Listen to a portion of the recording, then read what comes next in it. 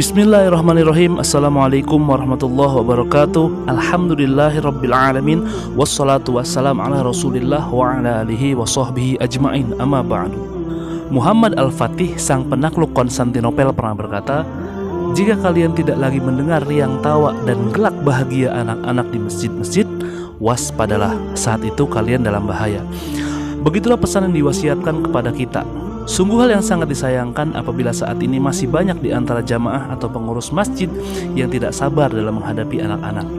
Mereka takut kebiasaan ribut anak-anak mengganggu kehusyuan orang yang sedang beribadah di masjid, sehingga tidak jarang generasi penerus ini dimarahi atau diusir dari masjid. Padahal Islam melarang memarahi anak-anak di masjid.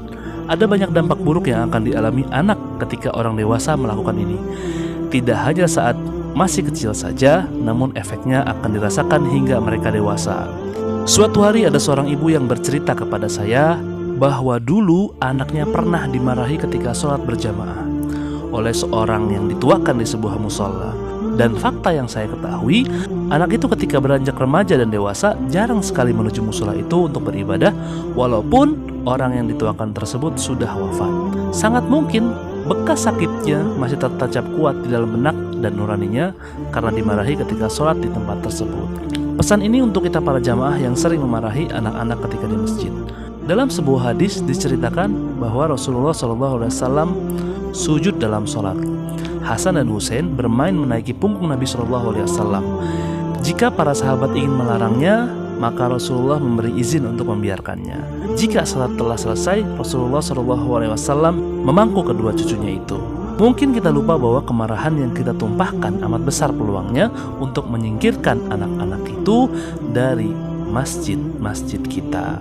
Padahal ketika kita sudah meninggal dunia, siapa yang akan melanjutkan kebiasaan kita untuk sholat berjamaah kalau bukan anak-anak itu? Mereka kelak akan tumbuh dewasa dan menggantikan posisi kita. Namun, apa jadinya jika kelak mereka enggan menuju masjid-masjid tersebut karena trauma atas kemarahan yang pernah kita lontarkan dulu? Untuk kita orang dewasa yang kerap melontarkan kemarahan pada anak-anak, masjid khususnya, semoga kisah ini bisa memberikan pelajaran untuk kita lebih bijak bersikap terhadap segala tingkah laku yang dilakukan anak-anak di dalam masjid.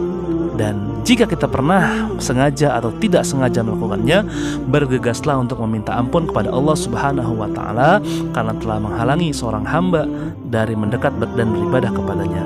Serta mulailah untuk bersikap lemah lembut dalam menyikapi tingkah laku anak-anak di masjid. Dan khusus bagi orang tua, jangan selalu menyalahkan pengurus masjid karena kejadian-kejadian tersebut. Karena jika kita terus menyalahkan, maka masalah tidak akan pernah selesai. Cobalah kita introspeksi diri kita. Sudahkah kita sebagai orang tua menanamkan dan mengajarkan tata krama ketika sholat kepada anak-anak kita sesuai anjuran Nabi? Sekian dari saya, kurang lebihnya mohon maaf. Billahi taufik wal hidayah. Wassalamualaikum warahmatullahi wabarakatuh.